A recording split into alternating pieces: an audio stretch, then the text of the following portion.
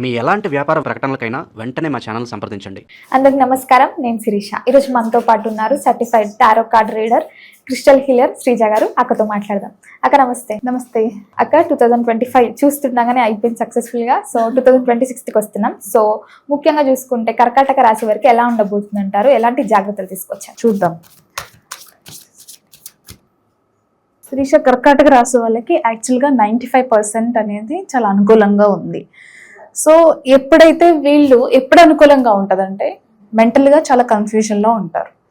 ఎవరిని నమ్మాలి, ఎవరు నమ్మకూడదు, ఎవరికి మన విషయాలు చెప్పుకోవాలి అనే విషయాల్లో చాలా కన్ఫ్యూజన్ లోనవుతూ ఉంటారు. మేబీ పాస్ట్లో జరిగిన కొన్ని విషయాలు, ఆ ఎక్స్పీరియన్స్ ఉండటం వల్ల ప్రతి ఒక్కరిని నమ్మి మనం ఏది డిస్కస్ చేయడానికి లేదు, ఈ విషయాల్లో ఎక్కువ కన్ఫ్యూజన్ ఉంటుంది యాక్చువల్గా. అంతేకాకుండా కొన్ని సిచ్యువేషన్స్లో ఫినాన్షియల్గా కావచ్చు, రిలేషన్షిప్ పరంగా కావచ్చు, బిజినెస్ పార్ట్నర్షిప్లో కావచ్చు, ఎలా అయినా సరే కొన్ని విషయాల్లో పాస్ట్లో ఏదైతే వీళ్ళకి జరిగిన బ్యాడ్ ఎక్స్పీరియన్సెస్ ఉన్నాయో స్టిల్ దానిలో ఇరుక్కుని ఉంటారు. మేబీ కొన్ని కోర్ట్ కేసెస్లో కావచ్చు, వీళ్ళకి సంబంధించిన ప్రాపర్టీస్ విషయంలో కావచ్చు, డైవోర్స్ విషయాల్లో కావచ్చు. 2026 కాకుండా ఆ ముందు నుంచి కూడా, అంటే ఒక 4-5 years నుంచి కూడా వీళ్ళకి ఏవైతే జరిగిన కొన్ని ఇన్సిడెంట్స్ ఉన్నాయో, సో అవి వాటి నుంచి బయటపడగలిగితే లైఫ్ అనేది బాగుంటుంది. అండ్ కొన్ని బర్డెన్స్ ఉంటాయి. మేబీ ఇంతకుముందు చెప్పుకున్నట్టుగా ప్రొఫెషనల్గా కావచ్చు, పర్సనల్గా కావచ్చు, కొన్ని ఇబ్బందులు అయితే ముందు నుంచి ఉన్నాయి. 2026లో 25లో కాకుండా ముందు నుంచి ఉన్న విషయాల్లో కొంచెం క్లారిటీ వచ్చే అవకాశం అయితే కనిపిస్తుంది.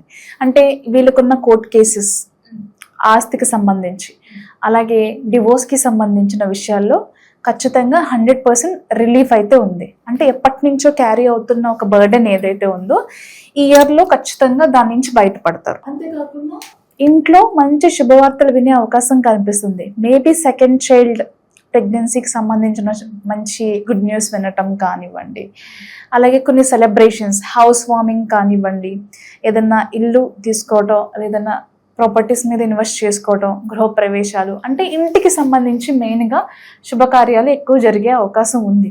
కానీ థింగ్ ఏంటంటే శిరీష, పాస్ట్లో జరిగిపోయిన విషయాలు కొన్ని వీళ్ళని డిస్టర్బ్ చేసే అవకాశం ఉంది. అంటే ఆ కన్ఫ్యూజన్స్, ఆ భయాలు అన్నీ వదిలేసి స్ట్రాంగ్గా ఉండగలిగితే మెంటల్గా 2026 మాత్రం చాలా ఎక్సలెంట్గా ఉంటుంది. కానీ ఆ సక్సెస్ కూడా కొంతమంది తీసుకోలేరు, భయపడతా ఉంటారు. మళ్ళీ ఏం జరిగిపోతుందో, ఎవరేం చేస్తారో అనే ఇల్యూషన్స్ అయితే చాలా ఉంటాయి. దాన్ని కొంచెం పక్కన పెట్టినట్లయితే కనుక 2026లో ఎప్పుడు చూడలేనటువంటి హ్యాపీనెస్ని అయితే చూస్తారు. ఇన్ కేస్ ఎవరైనా ఇంతకుముందు చెప్పుకున్నట్టుగా ప్రెగ్నెన్సీకి సంబంధించి చాలా కాలంగా కూడా ప్రయత్నాలు చేస్తూ అవ్వలేని వాళ్ళు ఉంటారు కదా, ఈ ఇయర్లో ఖచ్చితంగా దాని శుభవార్త వింటారు.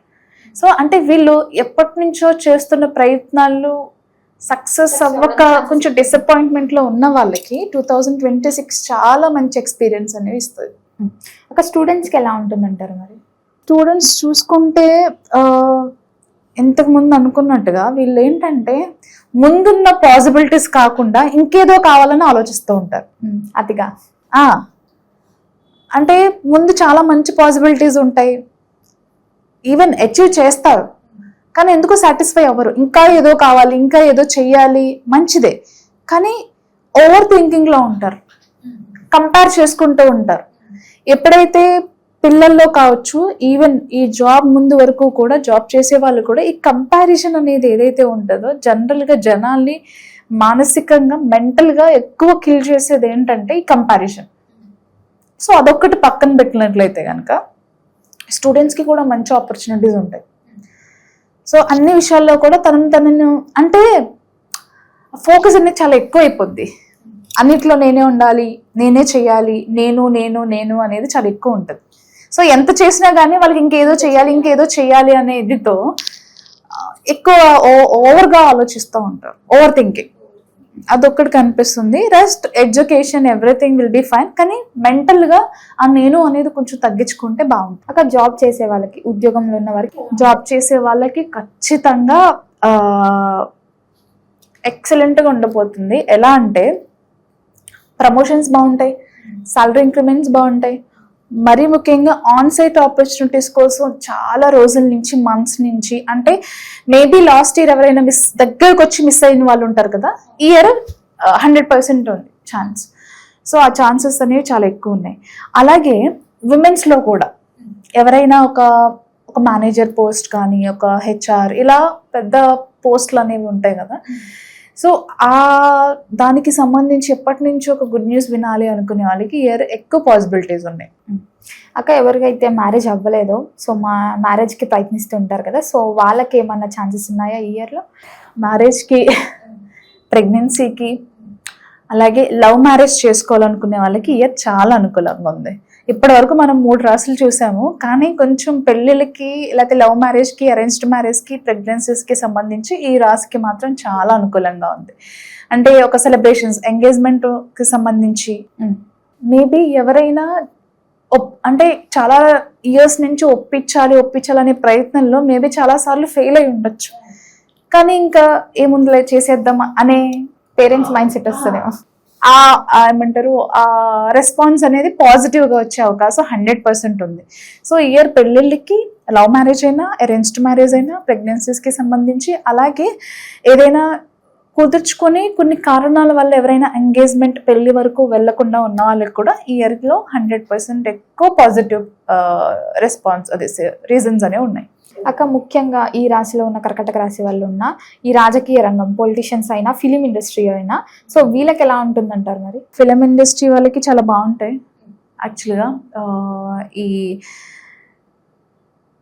ఒకటేంటంటే మేబీ బాగుంటుంది, కానీ ఏంటంటే వీళ్ళ ఎక్స్పెక్టేషన్ అనేది ఎక్కువగా ఉండటం వల్ల కొన్ని ఆపర్చునిటీస్, అంటే నేను అనుకున్నట్టుగా లేదు కదా ఈ క్యారెక్టర్, నేను అనుకున్నట్టుగా మేబీ పేమెంట్ రావట్లేదు, రెమ్యునరేషన్ విషయాల్లో కావచ్చు, అక్కడ కొంచెం డిసప్పాయింట్మెంట్స్ ఉండే అవకాశం కనిపిస్తుంది. మేబీ నాకు ఇంపార్టెన్స్ లేదేమో, ఆ మేబీ దగ్గర ఆగిపోతారు ఆ మేబీ దగ్గర కొన్ని ఆపర్చునిటీస్ మిస్ అయ్యే ఛాన్స్ ఉంది. అంటే పాసిబిలిటీస్ కాకుండా ఇంకా కొంచెం ఎక్స్పెక్టేషన్స్ ఉండడం వల్ల కొన్ని పెద్ద ఛాన్సెస్ కూడా వీళ్ళు వదులుకునే ఛాన్స్ ఉంది. అవకాశాలు వస్తాయి, అవకాశాలు రావటం వేరు, మనం గ్రాప్ చేసుకోవటం వేరు. సో ఆ విషయంలో కొంచెం రాంగ్ డెసిషన్ తీసుకునే అవకాశం అయితే కనిపిస్తుంది. అండ్ పాసిబిలిటీస్ కాకుండా దానికి మించి ఎక్కువ ఎక్స్పెక్ట్ చేయటం వల్లనో, సమ్ రీజన్స్ వల్ల కొన్ని డిసప్పాయింట్మెంట్స్ ఉండే, అంటే ఫిలిం ఇండస్ట్రీకి సంబంధించి ఆపర్చునిటీస్ విషయంలో.